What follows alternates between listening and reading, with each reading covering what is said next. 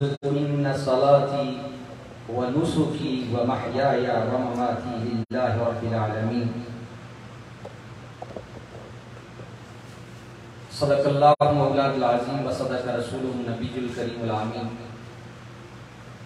व नहनु अला ज़ालिका लमिनश शाहिदीन व शाकिरीन वल्हम्दुलिल्लाहि रब्बिल आलमीन। वस्सलातु वस्सलामु अला सय्यिदिल अंबिया'i वल मुरसलीन व अला आलिहि व सहबिहि व अज़वाजिहि व ज़ुर्रिय्यतिहि अजमाईन। मौला सल्लि व सल्लिम दाइमन अबदन अबदन अबदा अला हबीबिका खैरुल खल्क़ि कुल्लिहिम या रब्बि बिल मुस्तफ़ा बल्लिग़ मक़ासिदना वग़फ़िर लना मा मदा या वसीअल करम। अल्लाहु अकबर ला इलाहा इल्लल्लाह वल्लाहु अकबर वलिल्लाहिल हम्द। अल्लाहु अकबर ला इलाहा इल्लल्लाह वल्लाहु अकबर वलिल्लाहिल हम्द। अल्लाहु अकबर ला इलाहा इल्लल्लाह वल्लाहु अकबर वलिल्लाहिल हम्द। हम्द व सलात के बाद काबिल सद-ए-एहतराम जुमला सामीन व नाज़रीन, हम जितना भी शुक्र अदा करें वो कम है कि उस मालिक लम यज़ल ने हमें इस दयारे खैर में ईद उल अज़हा के ये लम्हात नसीब किए। और फिर इस बार सबसे ज्यादा खुशी की बात यह है कि ईद उल अज़हा का ये दिन हमें इतवार को नसीब हुआ। खुशकिस्मती के साथ अहबाब को इसका मौका मुयस्सर आया और यहाँ पर ये मजबूरी रहती है काम के औकात के सबब कि बहुत सारे दोस्त कई साल नमाज से, जुमा से, ईद से महरूम रह जाते हैं। मगर ये अल्लाह रब्बुल इज़्ज़त की करम नवाजी हुई, उसका एहसान हुआ कि जिस तौफीक से हमें संडे के दिन ईद का दिन मुयस्सर आया, अल्लाह रब्बुल इज़्ज़त हमारी इस इबादत को कबूल फरमाए। आप जुमला अहबाब जो मौजूद हैं या जो समाअत कर रहे हैं, उन सबको इस बार का हज अकबर मुबारक हो। जिन्होंने हज किया अल्लाह उसे उन्हें कबूल फरमाए और ये जिंदगी में मौका हमें भी नसीब हो कि हम अपनी जिंदगी में हज बैतुल्लाह पाएं और बारगाह मुस्तफा की हाजिरी पाएं। बहुत सारे ममालिक में कल ईद उल अज़हा हो चुकी।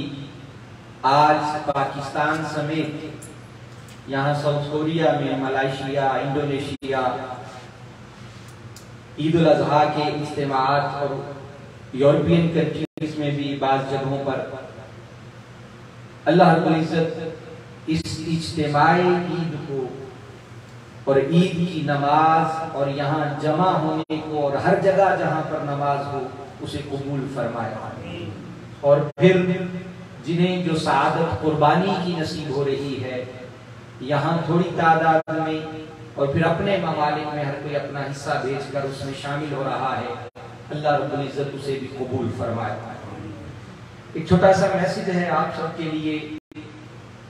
यहाँ खुशकिस्मती से बंदे को मस्जिद में आना नसीब होता है। जुमा का इज्तिमा हो या हफ्तावार या माहाना गैदरिंग, अरसाए 2-3 साल के बाद ये इज्तिमात हमें नसीब हो रहे हैं।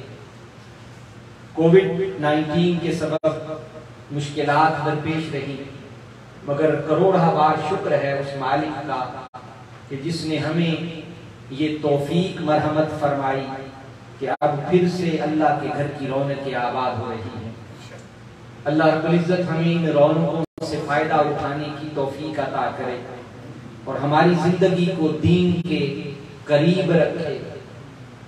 दयारे खैर में रहते हुए कुफ्र की सरजमी में इंसान जैसे माहौल में रहता है, वही असरात उसकी तबीयत पर मुरतब होते हैं। जैसी जैसी उसकी वो कैफियत होती है, आप देखिए आप किसी बाग के पास से गुजरे तो उसकी फूल की खुशबू आपको महसूस होती है। आप स्मेल वाली जगह से, बदबू वाली जगह से गुजरे तो दूर ही से आपको उसकी बदबू महसूस होती है। गोया वो बदबू अपना असर रखती है, इसी तरह खुशबू अपना असर रखती है। इसी तरह नेकी अपना असर रखती है और इसी तरह बदी अपना असर रखती है। इंसान बदी के मामले में कमजोर वाक़ हुआ है। अल्लाह रब्बुल इज्जत ने इसकी सरिश्त ऐसी बनाई है कि इंसान बुराई की तरफ जल्द माइल होता है और यही उसका इम्तिहान है, यही उसकी सबसे बड़ी आजमाइश है। और फिर यहां एक बात बड़ी काबिल तवज्जो है, एक बदी में लामहला तौर पर है, हर इंसान समझ रहा होता है कि अगर बदी है तो वो बुराई है। शराब को हर कोई बुरा समझता, जना को हर कोई बुरा देखता, गाली को हर कोई बुरा समझता, किसी की गीबत करने को, किसी का हक मारने को, किसी से लड़ाई करने को, किसी से बद अखलाकी करने को, कोई माशरा हो उसे इस्लाम के माशरा होने की जरूरत नहीं रहती। हर कोई समझता है कि ये चीजें अपने अंदर ऐब रखती हैं। लेकिन जो बात आपके गोशगुजार करना चाहता हूं वो ये कि बदकिस्मती और बढ़ जाती है जब नेकी के अंदर बदी पैदा हो जाती है। बदी तो लामहला बदी है, बदी लामहला बोलिए बदी है, वो बुराई है, वो अपने अंदर बुराई होने की खासियत रखती है, उसका उन्वान ही बुराई है। लेकिन बंदा मोमिन के लिए वो इम्तिहान और बड़ा होता है कि नेकी के अंदर उसके बुराई पैदा हो जाता है और वो बड़ी आजमाइश है। और आज अगर हम इस बात का जायजा लें तो हम मैक्सिमम तादाद में इस बुराई का शिकार है कि नेकी के अंदर बुराई छुपी हुई है। और वो क्या है जो आया मुबारका मैंने सूरह अनाम की आपके सामने तिलावत किया है, नंबर 162। अल्लाह रब्बुल इज्जत ने फरमाया, कुल इन्ना सलाती व नुसुकी व महयाया व ममाती लिल्लाहि रब्बिल आलमीन। आप फरमा दीजिए कि बेशक मेरी नमाज, मेरा हज, मेरी कुर्बानी समेत हर बंदगी, जो बंदगी का अमल है, और मेरी जिंदगी और मेरी मौत अल्लाह के लिए, लिल्लाह। कौन सा अल्लाह? रब्बिल आलमीन, जो सारे जहानों का पालने वाला है। अब ये जो बुनियादी बात समझने वाली है, जो मैंने अर्ज किया कि नेकी के अंदर बदी कैसे पैदा होती है, कि जब आप अमल करें और उसकी नीयत बदल जाए। आप थोड़ा और आगे हो जाए, समेट कर बैठे हैं, नहीं सबके आ जाए, यहाँ भी फिर सब बना लेंगे आगे आगे। माजरत के साथ अगर आपको दोबारा उठने की ज़हमत दे रहे हैं, आपको अल्लाह सलामत रखे, थोड़ा आगे हो जाए। जो आप इधर आ जाए, यहाँ पे जो भी सब बना लें, और कोशिश करें वहाँ दरवाजे में बैठने की बजाय इस तरफ आ जाएंगे, यहाँ जगह ज्यादा है। बात अर्ज कर रहा था कि तवज्जो कीजिए कि नुकसान और जुल्म इंसान के लिए कैसे बढ़ जाता है जब नेकी में बदी पैदा हो जाए। और नेकी में बदी कैसे हो सकती है? बदी का तो मैंने बताया, हर कोई समझता है कि बदी बुरी बदी है, लेकिन नेकी की बदी ये है, नेकी में बदी ये पैदा हो जाती है जब नीयत साले न रहे, जब नीयत खालिस न रहे कि आप ये अमल कर रहे हैं, किसके लिए कर रहे हैं। और हर अमल की जो असल नेकी है और हर अमल की जो असल नीयत है, उसकी असल खालिसियत है, उसका जो खुलूस है, वो उस अमल का अल्लाह के लिए हो जाता है। कि जब बंदा अपने अमल को खालिसतन अल्लाह ताला के लिए कर लेता है तो गोया उसका अमल नेकी, वाकई नेकी हो जाता है। आप नमाज को ले लीजिए, नमाज फर्ज भी है, वहां नेकी भी है। फर्ज के साथ जैसे नेकी जुड़ी हुई है, तो अब आप देखिए, आपने फर्ज अदा किया, लेकिन थोड़ी सी नीयत ये आ गई कि मैं नमाज पढ़ता हूं ताकि लोग मुझे नमाजी समझें कि ये बड़ा नेक और पासा। अमल नमाज का है, मगर उस नेकी के अमल के अंदर आपके बदी पैदा हो गई और आपके अमल को उसने जायल कर दिया। इसी तरह फिर आप हज करने जाते हैं और हज का टाइटल लेना चाहते हैं कि लोग मुझे कहेंगे कि ये हाजी है, इसने हज किया हुआ, तो उसमें अमल नेकी का है, लेकिन जब आपकी नीयत खालिस न रहे तो वो नेकी का अमल भी अपने अंदर बदी का वजूद बना लेता है। इसी तरह आप कुर्बानी का अमल करते हैं, जैसे एक भेड़ चाल चल जाती है कि अगर कोई महंगा जानवर मोहल्ले में लेकर आया है तो कोई पैसे वाला है, तो उसकी रीत को देखकर मैं भी महंगा ही जानवर लाऊंगा। अरे बाबा, उस रब के हुजूर ना आपका जानवर पहुंचता है, ना उसका गोश्त पहुंचता है, ना उसका खून पहुंचता है, आपका तो उसके हुजूर फकत तकवा पहुंचता है, नीयत पहुंचती है कि आपने उस अमल को किस नीयत खालिसा के साथ किया। यही वो बुनियादी बात है कि जब बंदा मोमिन के अमल के अंदर वो कुर्बानी जैसा अमल के अपना जानवर पैसे से खरीदा हुआ, माल से खरीदा हुआ अल्लाह की बारगाह में कुर्बान कर रहा है, जिबा कर रहा है, तो वो जिबा करना भी अगर दिखावे के लिए है, लोगों के सामने बड़ा बनने के लिए है, तो अमल नेकी का है, मगर उसके अंदर बदी पैदा हो गई। इसी तरह कोई भी बंदगी का अमल, खर्च करना, कोई खर्च इसलिए करे कि वो कहे कि लोग कहेंगे कि ये बड़ा सखी है, ये बड़ा खर्च करने वाला है, ये अल्लाह की राह में बड़ा लौटाता है, तो अला हाज़िल क़ियास आप जिस भी सब्जेक्ट को ले लें, उसके अंदर अगर आपके खालिसियत नहीं है और नीयत अल्लाह के लिए नहीं है, तो आपका वो अमल अल्लाह की बारगाह में दर्जा कबूल नहीं पाता। बात समेटते हुए जो मैसेज इस इज्तिमा की सूरत में आपके गोश गुजार करना चाहता हूँ दोस्तान ज़ी इत्तिशाद, वो ये है कि हम अपने अमल को खालिस करने वाले, बदकिस्मती है कि हमारा अमल वैसे ही तादाद में थोड़ा होता है। जैसे मैंने शुरू में अर्ज किया कि अमल की तरफ रगबत, नेकी की तरफ रगबत इंसान की कम होती है, बदी की तरफ दौड़ के जाता है, मगर उस बदी और नेकी के इस माहौल के अंदर जो नेकी उसे मिल रही है, उसे भी अगर बदी की नजर कर दे तो सोचिए नुकसान किस कदर है। कोई कुर्बानी कर रहा, हज के लिए इतना लंबा सफर किया, खर्च किया, पैसे जोड़े, मगर नीयत बदल गई कि ये लोग मुझे हाजी कहेंगे, तो सोचिए उसका हाल क्या है।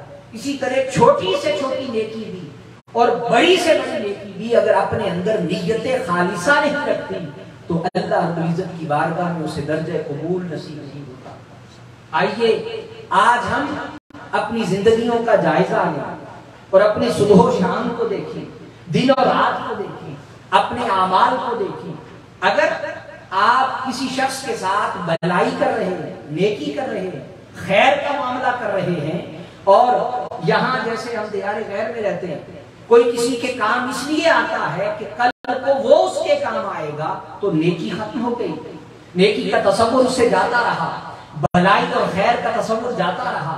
अगर आपने ये तसव्वुर करके नेकी की कि आज मैं इसके काम आऊंगा, कल ये मेरे काम आएगा, ईमान से बताइए इल्ला माशाअल्लाह आज हमने से हर एक नेकी को इसीलिए तलाश कर रहा।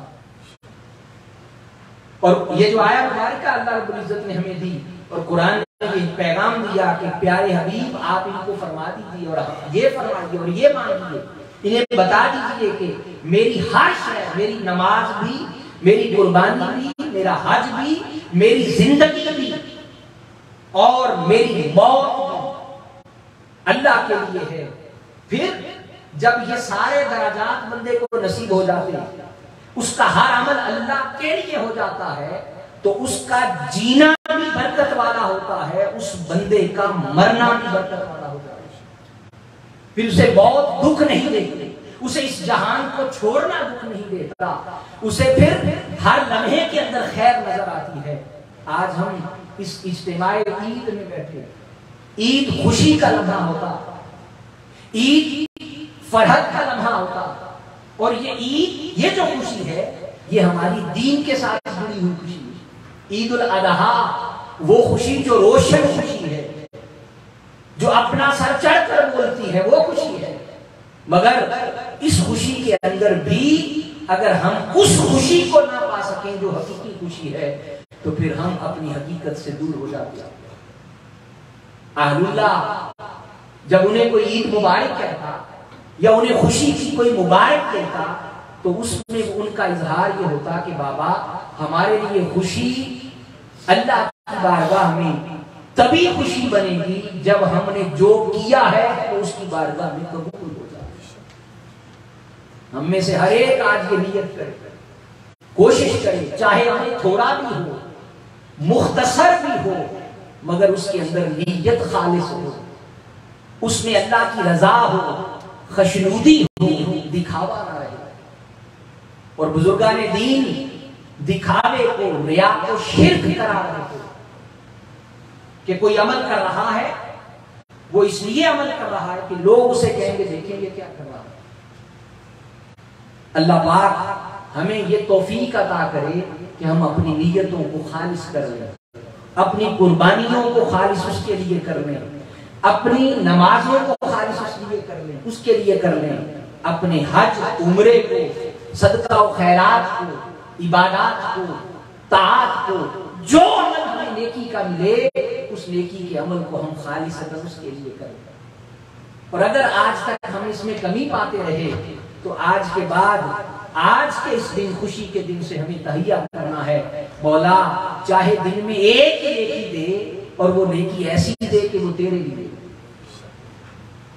आखिरी बात अर्ज करता हूं, क्योंकि वक्त हो चुका है, 2 मिनट बाकी है, तरीका अर्ज करता हूं, क्योंकि अभी आखिरी नमाज होगी। हम 1 से 2 मिनट अगर ऊपर भी हो जाएंगे, अगर कोई साथी मिल जाए शायद, क्योंकि फिर यहाँ करीब में तो उन्हें नमाज का मौका नहीं मिल सकेगा। इंशाअल्लाह हम कोशिश करेंगे कि अपने वक्त पे नमाज खड़ी करें। अब जो आखिरी बात अर्ज कर रहा था कि देखिए, जो ताल्लुक नमाज की सूरत में, इबादत की सूरत में, नेकी की सूरत में हमें मिलता है, वो बहुत बड़ी बात कि हमारा हर अमल ही अल्लाह के लिए हो जाए। मगर एक छोटा सा नुस्खा अर्ज करना चाहता हूँ, एक छोटा सा पैगाम देना चाहता हूँ कि आज से सोचना शुरू करें अपने ऊपर, अपनी फिक्र करें और 24 घंटों को काउंट करें और उन 24 घंटों में देखें कि एक ऐसा अमल कौन सा है जो मैं फकत अल्लाह के लिए करता हूं। अगर आपको सबक, उसकी सबक का समझ लग गई और पता लग गया कि मैं अल्लाह के लिए करता हूं, तो आप उसकी लज्जत को फिर महसूस करेंगे। अजर तो आगे मिलेगा ना जाने के बाद उस हश्र में, लेकिन जो यहां आपको उसका सुकून मिलेगा आप तसव्वुर नहीं कर सकते। अल्लाह पाक हमें इस बात की तौफीक अता करे कि हम अपने अमल को उसके लिए खालिस कर लें और वो तरीका पालें जो हजरत इब्राहीम का तरीका है, जो हजरत इस्माईल अलैहिस्सलाम का तरीका है, और जो आका अलैहिस्सलाम का तरीका है, जो सहाबा का तरीका है, हुजूर की आल का तरीका है। अल्लाह पाक हम सब का हामी और नासिर हो। व आखिर दावाना अल्हम्दुलिल्लाहि रब्बिल आलमीन।